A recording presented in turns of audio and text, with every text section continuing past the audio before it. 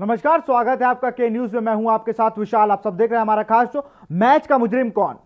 विराट कोहली की अगुवाई वाली टीम इंडिया ऑस्ट्रेलिया के खिलाफ पहले टेस्ट में शर्मनाक हार का सामना करना पड़ा। एडिलेड में खेले गए डे नाइट टेस्ट में भारत को 8 विकेट से हार मिली है। इस मैच की दूसरी पारी में टीम इंडिया महज 36 रन बना पाई थी। फिलहाल अब मेहमान टीम की नजर अगले 3 मैचों को जीतकर सीरीज पर कब्जा करने पर होगी। मैच इससे पहले टीम इंडिया ने खोया हुआ उत्साह हासिल करने के लिए टीम 26 नवंबर को मेलबर्न में शुरू होने वाले बॉक्सिंग डे टेस्ट मैच में जीत हासिल करने के लिए उतरेगी। इसके लिए टीम इंडिया में दूसरे मैच के लिए 4 बड़े बदलाव देखने को मिल सकते हैं। पहला बड़ा बदलाव मोहम्मद सिराज को टीम में जगह मिल सकती है। मोहम्मद शमी के हाथ में फ्रैक्चर हो गया, जिसके बाद से वो सीरीज से बाहर हो गए। चोटों के सिलसिले की अगर बात की जाए तो पहले भी ईशांत शर्मा चोट की वजह से नहीं जा पाए सीरीज में। रोहित शर्मा भी सीरीज से बाहर हो गए, माफ करिए। उसके बाद वो 2 टेस्टों के लिए फिर जुड़े। तो कहीं ना कहीं चोट की जो बात है वो पूरे साए की तरह लगी हुई है भारतीय टीम के ऊपर। रविंद्र जडेजा भी फिट है या नहीं, ये बाद में कल पता चलेगा जब उनकी रिपोर्ट आएंगी, किस तरह से वो फिट होंगे, किस तरह से वो मैच खेलने के लिए अवेलेबल हैं या नहीं। पहला जो चेंज हुआ वो मोहम्मद सिराज। दूसरे चेंज की अगर बात की जाए तो शुभमान गिल को हम लोग देखने को मिल सकता है। शॉ की जगह शुभमान गिल टीम में आ सकते हैं। वहीं अगर बात की जाए तो ऋषभ पंत को भी साहा की जगह खिलाया जा सकता है। विकेट कीपिंग यहां मसला नहीं, यहां मसला है रन बनाने का, क्योंकि विराट कोहली भी दूसरे टेस्ट में अवेलेबल नहीं होंगे, जिसके चलते लोकेश राहुल यानी केएल राहुल भी टीम में जुड़ेंगे। तो 4 बदलाव हम लोग को बड़े बड़े दिख सकते हैं भारतीय टीम में। उसके बाद भी बॉलिंग लाइनअप की अगर बात की जाए तो बॉलिंग लाइनअप कहीं ना कहीं मोहम्मद शमी के जाने से काफी कमजोर हो गई है। अब जसप्रीत बुमराह पर कहीं ना कहीं ज्यादा लोड होगा। उनको जिस तरह से बॉल करनी होगी, क्योंकि अब लगातार उन्हें ज्यादा ओवर डालने होंगे। किस तरह से वो अब टीम उन्हें यूज करती है, जिनके राणे किस तरह से यूज करते हैं, ये एक बहुत बड़ा सवाल होगा। और बॉक्सिंग डे टेस्ट में कैसे भारतीय टीम उतरती है, किन बदलावों के साथ उतरती है, क्या प्लानिंग होगी, किस तरह से पहले मैच में जिस तरह इतनी खराब हार, जहां 2 दिन आप मैच जीत रहे हो, तीसरे दिन आते ही आते आप 36 रन बनाते हैं और दूसरी टीम को मात्र 90 रन का लक्ष्य देते हैं। उसके बाद वो आपको 8 विकेट से हरा लेते हैं। तो एक इतनी अच्छी टीम से ये उम्मीद नहीं की जा सकती है। लेकिन जिस तरह से बात चयनकर्ताओं ने से जब की गई, अब उनसे पूछा गया, जिस तरह से सवाल उठे पृथ्वी शॉ के सिलेक्शन पे, अंतिम 11 में उनका सिलेक्शन, लोकेश राहुल, शुभमान गिल जैसे तमाम अच्छी फॉर्म में चल रहे खिलाड़ियों को जब सेलेक्ट नहीं किया गया, एक सवाल उस पर भी उठा। सवाल उठा कि ऑलराउंडर इस टीम में क्यों नहीं है। ऑलराउंडर की लिस्ट में अगर देखा जाए तो वहां अश्विन है, वहां हनुमा विहारी है और कोई रविंद्र जडेजा है। रविंद्र जडेजा फिट नहीं है। हनुमा विहारी किस रोल में पहले टेस्ट में खेले ये कंफर्म नहीं हो पाया, किस रोल में वो है। ना उन्होंने बैटिंग की, ना उन्होंने बॉल डाली।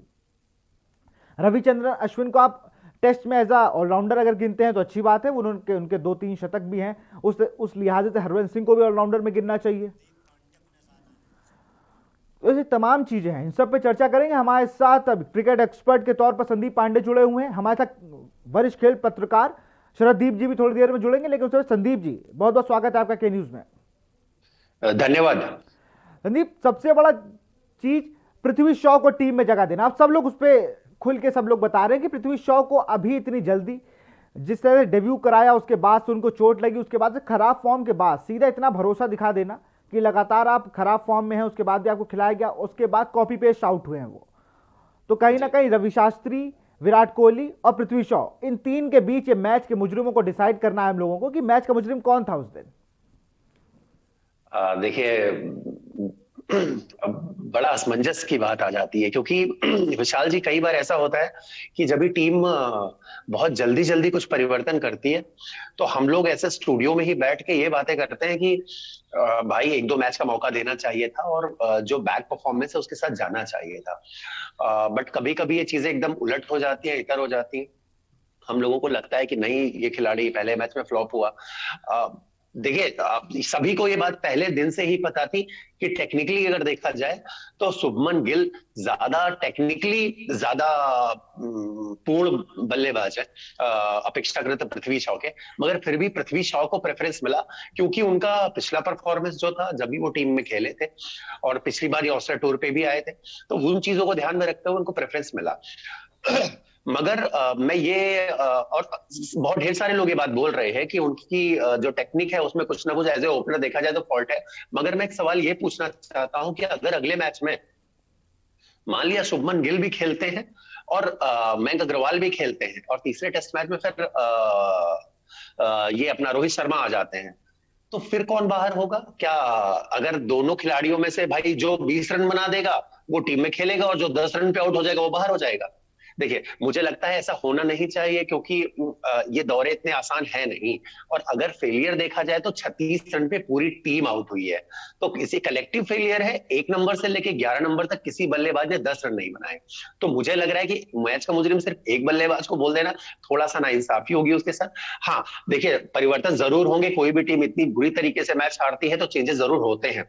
और अगले मैच के लिए देखिए विराट कोहली भी उपलब्ध नहीं होंगे, तो ये ज्यादा बड़ी जिम्मेदारी होगी कि टीम की बल्लेबाजी क्रम को और मजबूत कैसे किया जाए। हम लोग पहले ही इस बारे में बात कर रहे थे कि शुभमन गिल का स्थान पृथ्वी शॉ से पहले बनता है, तो मुझे लग रहा है लॉर्ड के सिलेक्टर उन्हीं के पास जाएंगे। इन तीनों पे डिसाइड नहीं कर रहे हैं कि ये तीनों कौन है। ये तो एक बात हो गई कि आप मैनेजमेंट है, पहला जो फ्लॉप हुआ बल्लेबाज उस पे नजर रहेगी। अगर ओपनर कोई जल्दी आउट हो जाता है अपने, अगर आपका कोई दूसरा ओपनर, बात करूं पृथ्वी शॉ की, जिस तरह से दोनों पारियों में आउट हुए, तो कहीं ना कहीं जो नंबर 3 पे आया उन पे भार ज्यादा पड़ जाता है। तो कहीं ना कहीं ये भी एक देखने वाली बात होती है कि हम ऐसे प्लेयर को देखें, क्योंकि जिस तरह अभ्यास मैच में भी उसी तरह आउट हुए, पहली गेंद स्लिप पे। प्रैक्टिस की अगर वीडियोज देखें आप लोग तो उसमें भी शमी अहमद की बॉलों पे वो कैसे स्लिप पे कैच दे रहे थे, पैर उनके चल ही नहीं रहे। ये पैर इनके आईपीएल से चलना बंद हो चुके थे। तो कहीं ना कहीं पृथ्वी शॉ पे ज्यादा बर्डन था अपने आप को साबित करने का। और हमारे साथ वरिष्ठ खेल पत्रकार शरदीप जी भी जुड़ गए। शरदीप जी, बहुत बहुत स्वागत है आपका के न्यूज में। नमस्कार। नमस्कार सर, पृथ्वी शॉ के सिलेक्शन को लेकर तमाम बातें कही जा रही हैं। गिलक्रिस्ट ने कहा कि अभी पृथ्वी शॉ को रोक के उन्हें वापस नेट्स पे भेजा, उनको फुटवर्क्स पे काम किया जाए, तब कहीं जाकर पृथ्वी शॉ आगे बढ़ सकेंगे। वरना जिस तरह से उनके पैरों ने चलना बंद कर दिया है वो अच्छे संकेत नहीं है उनके लिए। देखिए, जहां तक पृथ्वी शॉ का सवाल है, अगर उनकी आप इनिंग्स उठा के देखेंगे इंटरनेशनल कैरियर, तो कोई बड़ी इनिंग्स उन्होंने नहीं खेली। एक आध को अगर छोड़ दें पुआध है।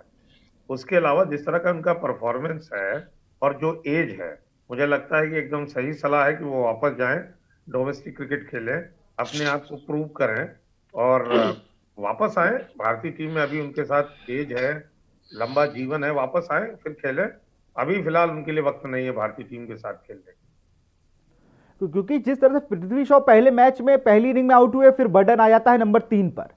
नंबर 3 पर भी फ्लॉप हुए तो नंबर 4 पर विराट कोहली आते हैं। अब दूसरे टेस्ट की ये बात होगी, विराट कोहली की जगह लोकेश राहुल खेलते हैं। ये बैटिंग की दिक्कत तो वनडे सीरीज से चल रही है, लेकिन आपके पास आऊंगा शरदीप जी, जिस तरह से ऑलराउंडर की सूची जो है उसमें हनुमा विहारी, रविचंद्र अश्विन और रविंद्र जडेजा है। चौथा कोई आपके पास मीडियम पेसर बॉलिंग अटैक वाला ऑलराउंडर है ही नहीं। आप ऑलराउंडर लेकर ही नहीं गए हैं वहां।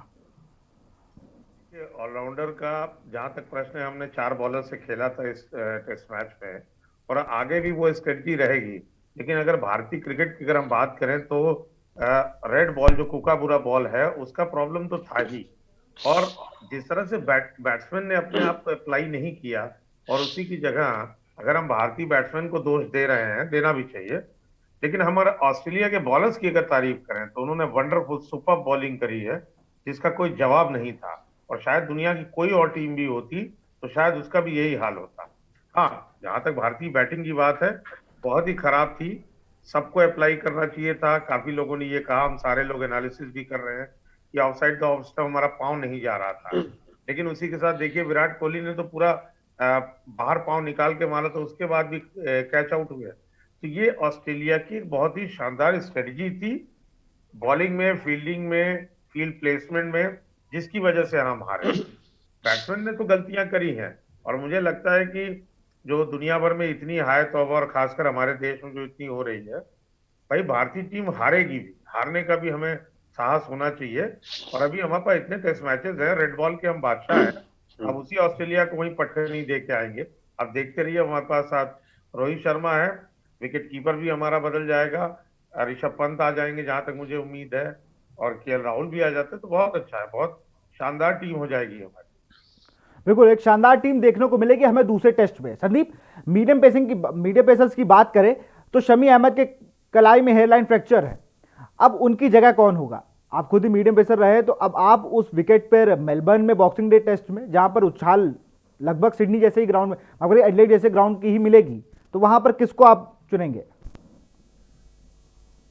देखिए विशाल जी, अगर मेरा दृष्टिकोण आप देखेंगे तो मुझे लग रहा है नवदीप सैनी को यहाँ पे मौका मिलना चाहिए, क्योंकि जिस तरह की वो हार्ड लेंथ पे बॉल डालते रहते हैं, रेड बॉल के बहुत अच्छे बॉलर है। मैं शुरू से कहता आया हूं कि नवदीप सैनी जो है वो रेड बॉल के ज्यादा अच्छे बॉलर हैं अगर मुकाबला किया जाए वाइड बॉल से डालने के लिए, क्योंकि वो जो एक गुड लेंथ वाला बॉल है, 3/4 बॉल है, बहुत कंसिस्टेंटली जो है उस लेंथ पे वो बॉल डालते रहते हैं और टेस्ट करते हैं बल्लेबाजों को।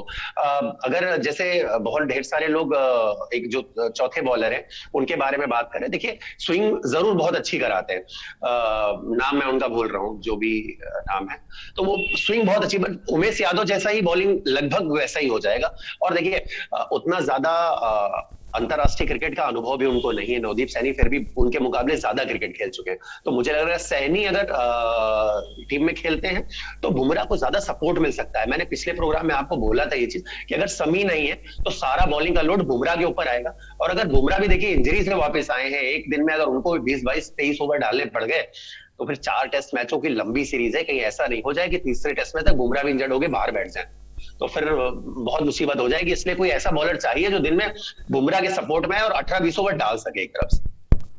ऐसे तमाम बॉलर हैं भी जो स्क्वाड में गए हैं, उनमें मोहम्मद सिराज हैं, शार्दुल ठाकुर हैं और नवदीप सैनी हैं। लोगों ने मांग की, सुनील गावस्कर जी ने ट्वीट किया कि अगर 1-2% भी, शरदीप जी, अगर 1-2% भी ईशांत शर्मा फिट है तो उनको तत्काल ऑस्ट्रेलिया भेज देना चाहिए, क्योंकि इंडियन टीम को ईशांत शर्मा की बहुत ज़रूरत है इस टाइम।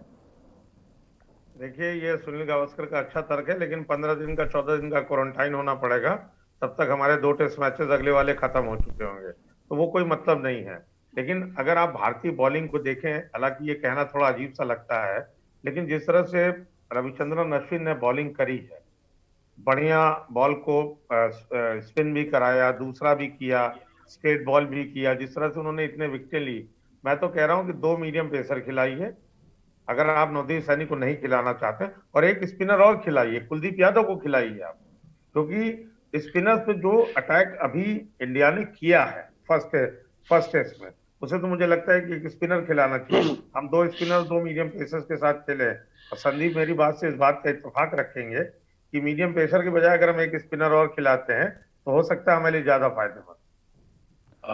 जी देखिए, जी बिल्कुल, आप बिल्कुल सही बात कह रहे हैं, मगर मुझे ऐसा लगता है कि अगर यहीं पर विजय शंकर या हार्दिक पांड्या जैसा कोई तीसरा हमारे पास एक ऑप्शन होता फास्ट बॉलिंग वाला, क्योंकि कई बार क्या होता है नई बॉल, देखिए पहला टेस्ट मैच एडिलेड में था जहां पे इंडियन कंडीशंस जैसी लगभग विकेट थी, अगला मैच मेलबोर्न में होगा, थोड़ा सा लाइव विकेट होगा, तो वहां पे अगर नई बॉल से बॉलर्स को थोड़ी हेल्प मिल जाती है तो 4-4, 5 ओवर के स्पेल के बाद हमें देखना पड़ेगा फिर हम अश्विन की तरफ जा रहे हैं, अगर हमें वहां पे कोई ऐसा जेंटल मीडियम पेसर भी मिल जाता है जो 2-2 या 3-3 ओवर का 1-2 स्पेल डाल सकता होता, तो आप बिल्कुल सही बोल रहे हैं, कुलदीप यादव और अश्विन इनके साथ टीम को उतरना चाहिए था। मगर समस्या यहाँ ये है कि हमारी टीम में अगर कोई काम चलाओ बॉलर भी है तो भी स्पिनर है, सीम पकड़ के बॉल डालने वाला कोई बॉलर है नहीं, तो ये बहुत जटिल समस्या है टीम के पास। नहीं, कहना सही है, मैं तो कह रहा हूँ हार्दिक पांड्या को खिलाना चाहिए, क्योंकि उनसे बैटिंग का भी लाभ हमें मिला है। जी बात तो आपकी बिल्कुल सही है, बट अब टीम मैनेजमेंट देखिए क्या डिसीजन लेता है, बड़ा मुश्किल, बहुत मुश्किल है। देखिए क्योंकि जिस तरह से जितना फिट हार्दिक पांड्या थे और T20 और वनडे खेल गए थे, इवन उन्होंने एक T20 में एक वनडे में उन्होंने 4-5 ओवर बॉल भी डाल दिया था, मुझे लग रहा है उतना फिट हो गए टेस्ट मैच में भी खेल सकते थे, 100% खेल सकते। देखो टीम मैनेजमेंट का ही तो खेल है, क्योंकि एक भी ऑलराउंडर ना ले जाना, उसके हार्दिक पांड्या को ही बाहर करना, तो कहीं ना कहीं टीम मैनेजमेंट अभी भी क्या चल रहा है ये बहुत बड़ी बात है कि रोहित शर्मा को आप बता देते ये अनफिट हैं, ये सीरीज में नहीं जाएंगे, बाद में वो आईपीएल का फाइनल खेलते दिखते हैं, उसके बाद उन्हें 2 टेस्टों के लिए भारतीय टीम में भेजा जाता है। अब बड़ी बात है रोहित शर्मा तीसरे टेस्ट में जब जुड़ेंगे तब भारत किस स्थिति में खड़ा होगा, दूसरे टेस्ट में अजिंक्य रहाणे कैप्टनसी करेंगे, विराट कोहली के ना रहने पर ये टीम कैसा परफॉर्म करती है, ये एक बहुत बड़ी बात होगी शरदीप जी। जी वाकई बहुत बड़ी बात है, और जैसा मैं संदीप की बात कर रहा था, संदीप की बात से सहमत हूँ। हमें देखिए थोड़ा नया तौरपन लाना पड़ेगा, एक्सपेरिमेंट करना पड़ेगा। पिछले 50 साल से हम वही क्रिकेट खेल रहे हैं, 4 मीडियम पे, 3 मीडियम पेसर, 1 स्पिनर और 6 बैट्समैन, 1 विकेट कीपर। अरे थोड़ा मोनोटोनी चेंज करिए। When you are in crisis it is the need of the hour to change yourself. आप क्राइसिस में हैं, 36 पे आउट हो गए, हमारी बेइज्जती नहीं हुई है, हम हारे हैं, हार का मार्जिन कुछ भी हो सकता है, 500 रन से हार जाते, 1 इनिंग से हार जाते, ठीक है वो हमारे लिए है, लेकिन दर्शकों के हिसाब से भी है कि साहब हार गई इंडिया। अरे कभी तो हारेगी भी टीम इंडिया भाई, जीती ही आ रही है, हारेगी भी। लेकिन यहाँ पे मेरा मानना है कि अगर इनोवेशन करना चाहिए भारतीय टीम को, टीम मैनेजमेंट को चाहिए नए रिस्क ले, नए वो शुरू करे। याद है आपको मार्टिन क्रोन ने पहली बार जब वर्ल्ड कप में श्रीकांत को पहला ओवर इस पे ऑफ स्पिन फेंक दिया था, फेंकवा दिया था जी, दीपक पटेल पटेल से, तो एक जी, एक्सपेरिमेंट था ना। उसके बाद देखिए बिल्कुल। क्रिकेट की दुनिया बदल गई, लोग ऑफ स्पिनर से शुरू करने लगे, लोग लेग स्पिनर से शुरू करने लगे। तो why don't we do in the test match also? हमें थोड़ा नया करना पड़ेगा, रिस्क लीजिए ना। जीवन का जी, फलसफा है, रिस्क नहीं लिया तो गेन नहीं होगा। थोड़ा तो रिस्क लीजिए, वही ट्रेडिशनल स्टाइल चले आ रहे हैं, 3 मीडियम पेसर, एक स्पिनर, चेंज करिए, हो सकता है फायदा हो। बिल्कुल चेंज करना भी, क्योंकि जिस हिसाब से आप स्पिनर्स ले गए उस हिसाब से आपको चेंज तो करना चाहिए। कुलदीप यादव को आप इतनी दिन तक ग्राउंड से दूर नहीं कर सकते हैं। ऑस्ट्रेलियन विकेट पे हमेशा से कुछ ना कुछ घातक करते ही हैं, और अब उनके लायक विकेट है जहां बाउंस भी मिल रहा है, टर्न भी हो रहा है। हम लोगों ने अश्विन को देखा पहले मैच में। संदीप, कुलदीप यादव को अगर जगह मिलती है तो कहीं ना कहीं वो भी एक फायदेमंद फैसला होगा। अरे आपने जो एक बहुत इंपॉर्टेंट बात कही, कुलदीप यादव की बॉल पे जो बाउंस है, और ऑस्ट्रेलियन विकेट्स में देखिए इतने हार्ड है, बाउंस बहुत है, और पहले मैच में बहुत टर्न मिला है। तो मुझे लग रहा है वो उस लिहाज से अगर देखा जाए तो कुलदीप यादव बहुत इफेक्टिव हो सकते हैं। पिछले टूर पे भी उन्होंने बहुत बेहतरीन गेंदबाजी की थी। मगर देखिए ऑस्ट्रेलियन विकेट्स पे या साउथ अफ्रीकन या इंग्लैंड के विकेट्स पे जब भी हम टेस्ट क्रिकेट खेलने जाते हैं तो हमारी सारी समस्या वही एक जगह खड़ी हो जाती है कि फास्ट बॉलिंग ऑलराउंडर हमारे पास कोई नहीं है। अगर वो होता हमारे पास, जैसा हमने सर ने भी पहले बोला कि अगर हार्दिक पांड्या इतने फिट ही होते, अभी आप बोल रहे हैं ईशांत शर्मा 50% फिट है तो उनको भी ले आइए। अरे हार्दिक पांड्या तो टेस्टेड प्लेयर थे, T20 और वनडे खेल के गए हैं। अगर उनको ही आप रख लेते और 4-6 ओवर डालने की कुव्वत रखते हो तो आराम से अश्विन और कुलदीप यादव के साथ 2 मीडियम पेसर आप खिला सकते थे और हार्दिक पांड्या को टीम में खिला सकते थे। मगर अब परिस्थितियां ऐसी बहुत मुश्किल हो जाएंगी कि आप 2 स्पिनर के साथ उतरे, या एकदम ही पाटा विकेट हो, फ्लैट ट्रैक हो, तो एक बार उम्मीद की जा सकती है। लेकिन मेलबोर्न जैसे विकेट में थोड़ा सा मुश्किल लग रहा है मुझे। बिल्कुल मुश्किल लग रहा है। इन सब पे चर्चा जारी रहेगी। बिल्कुल, लोग बात कर रहे थे कि किस तरह से दूसरे टेस्ट में भारतीय टीम उतरेगी और कैसे उसका क्या रणनीति होगी, क्या गेम प्लान होगा। फिलहाल यहाँ वक्त है छोटे से ब्रेक का। ब्रेक के बाद जल्द हाजिर होंगे।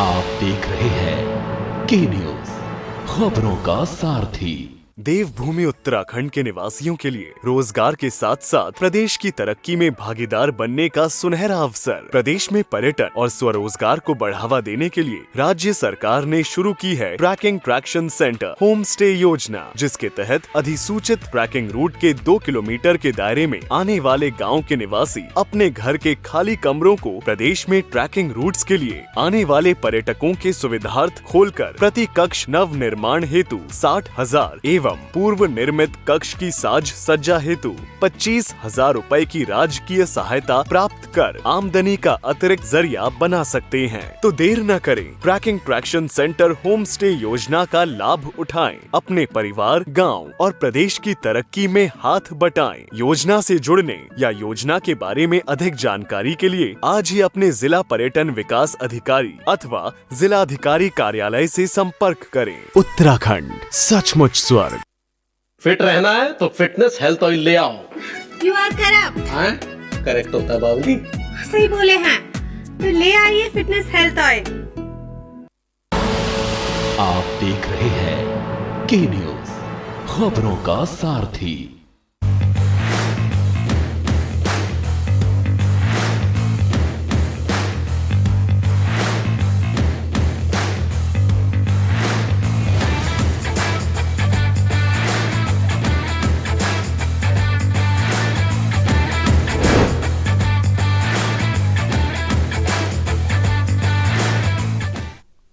ब्रेक के बाद आपका स्वागत है। हम लोग बात कर रहे थे मैच का मुजरिम कौन है। इन सब पे बात चली रही थी। हमारे क्रिकेट एक्सपर्ट और वरिष्ठ खेल पत्रकार शरद दीप जी और संदीप जी हमारे साथ जुड़े हुए हैं। सीधे उन्हीं के पास चलते। शरद जी, आपसे सवाल है मेरा, जिस तरह से पहले टेस्ट हम लोगों ने देखा, हमारी बैटिंग खराब रही, हमारी बॉलिंग बहुत अच्छी रही पहली इनिंग में। दूसरी इनिंग में हमने बॉलर्स को उतने रन नहीं दिए, लेकिन उसके बाद भी उन्होंने 2 विकेट गिराए। तो बॉलिंग हमारी डिपार्टमेंट ठीक था जब तक शमी थे। अब शमी नहीं रहेंगे, उनके अवध में हम लोग को अगर बात की जाए तो मिल कौन कौन रहा है, उनके रिप्लेसमेंट हमारे पास क्या है, शार्दुल ठाकुर, मोहम्मद सिराज, नवदीप सैनी। तो हमें किस विकल्प के पास जाना चाहिए ऑस्ट्रेलियन विकेट के हिसाब से? देखिए मेरे ख्याल से तो नवदीप सैनी पे हमें ट्राई करना चाहिए, क्योंकि उनकी बैटिंग भी काफी हद तक, संदीप मेरी इस बात से सहमत होंगे, उनकी बैटिंग भी बहुत लाजवाब है। और जी, जी। उनका जो, जैसा इन्होंने जिक्र किया कि 3 क्वार्टर वो बॉल रखते हैं, गुडलेंथ पे जो उनके खिलाने की टेक्निक और अच्छा आर्म एक्शन जो उनका है बहुत ही अच्छा है, सीधा ऊपर से बॉल लाते हैं, तो उसमें हमें उस विकेट पे बहुत फायदा मिलेगा। और सैनी बैटिंग भी कर लेते हैं, जैसा हमने वनडे में देखा था कि वो बल्ला भी चला लेते हैं, भांज लेते हैं जिसे हम कहते हैं, तो वो रन भी बना सकते हैं हमारे लिए, 15-20 अगर नीचे जरूरत पड़ी तो रन भी बना सकते हैं।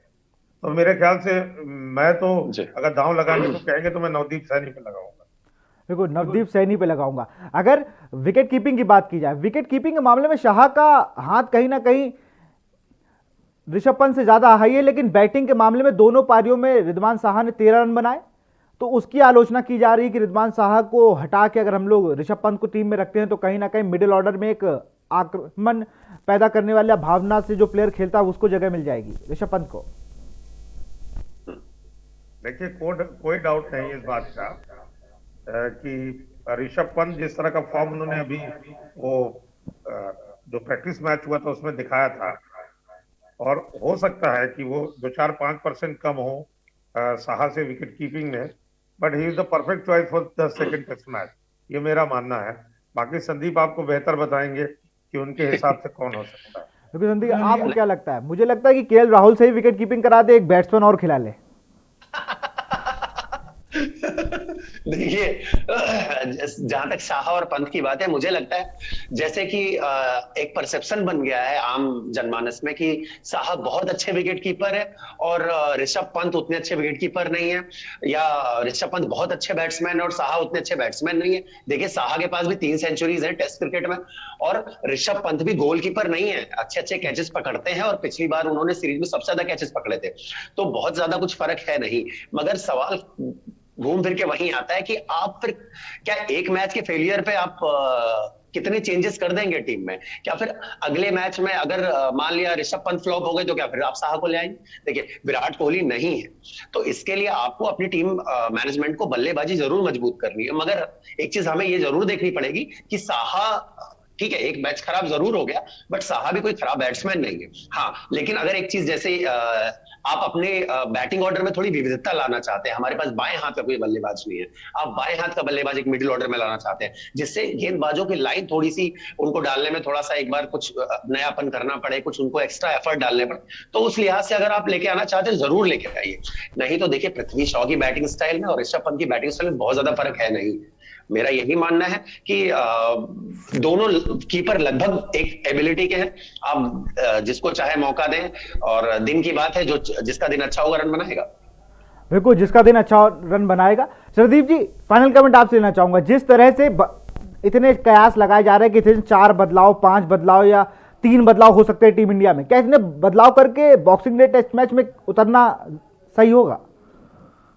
देखिए मुझे लगता है कि जो बॉलर वाला स्लॉट है और केएल राहुल अगर अंदर आ रहे हैं, क्योंकि रोहित शर्मा सेकंड टेस्ट तक शायद हमको ज्वाइन न कर पाए टीम को, तो उसमें एक बॉलर के स्लॉट में ही आप चेंज करिए। समय की जगह या तो आप नवदीप सैनी को लाइए या कुलदीप यादव को लाइए, ये टीम मैनेजमेंट पे होता। मैं तो रिस्क लेता कुलदीप यादव के साथ, लेकिन संदीप का भी कहना सही है कि हम इतने साल से ट्रेडिशनल क्रिकेट खेलते चले आ रहे हैं, तो हमें वही फॉलो करना चाहिए। बैटिंग में केएल राहुल, और अभी मुझे लगता है कि शाह को एक टेस्ट मैच का मौका और देना चाहिए, because he is experience man, और इतनी जल्दी अगर आप किसी पे अविश्वास करना शुरू करेंगे तो हो सकता है उसका भी कॉन्फिडेंस शेक कर जाए। तो साहा को मौका दीजिए, केएल राहुल को अंदर लाइए। बॉलर में आपके 2 ऑप्शन है, या तो आप नवदीप सैनी पे ट्रस्ट करें या फिर कुलदीप यादव। बिल्कुल, ये तो 25 तारीख को पता चलेगा जब इंडियन टीम प्रेस कॉन्फ्रेंस करके एक दिन पहले जब क्रिसमस डे के दिन ये टीम डिक्लेयर करेगी तब पता चलेगा कौन खेलेगा। फिलहाल आप दोनों का बहुत बहुत शुक्रिया के न्यूज़ से जुड़ने के लिए और इतनी बारीकियों से हम दर्शकों को बताने के लिए कि किस प्लेइंग 11 से या किस खिलाड़ी को खिलाने में कितना फायदा नुकसान होगा। बहुत बहुत शुक्रिया आप दोनों का के न्यूज़ से जुड़ने के लिए। तो हम लोग बात कर रहे थे, हमारे साथ क्रिकेट एक्सपर्ट संदीप पांडे और वरिष्ठ खेल पत्रकार शरीदीप जी जुड़े थे, जिन्होंने बताया कि किस तरह से मैच का मुजरिम कोई एक प्लेयर नहीं, ये पूरी टीम थी, जिसने ना बैटिंग में अच्छा परफॉर्म किया तो किसी ने बॉलिंग में अच्छा परफॉर्म किया। उसके बाद भी रिजल्ट क्या रहा, 36 रन पे हम ऑल आउट हुए। लेकिन दूसरे टेस्ट में नई ऊर्जा के साथ, नई प्लानिंग के साथ हमें उतरना होगा।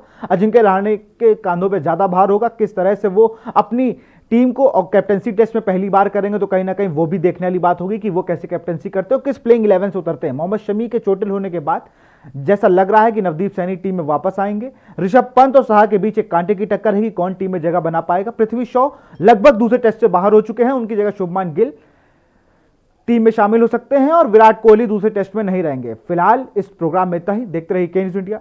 नमस्कार।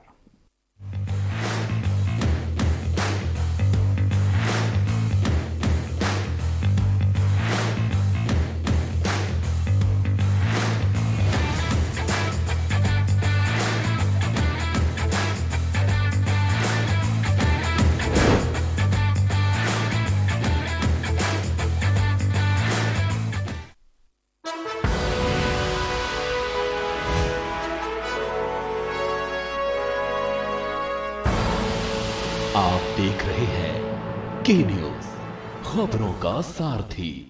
देवभूमि उत्तराखंड के निवासियों के लिए रोजगार के साथ साथ प्रदेश की तरक्की में भागीदार बनने का सुनहरा अवसर। प्रदेश में पर्यटन और स्वरोजगार को बढ़ावा देने के लिए राज्य सरकार ने शुरू की है trekking traction centre home stay योजना, जिसके तहत अधिसूचित ट्रैकिंग रूट के 2 किलोमीटर के दायरे में आने वाले गाँव के निवासी अपने घर के खाली कमरों को प्रदेश में ट्रैकिंग रूट्स के लिए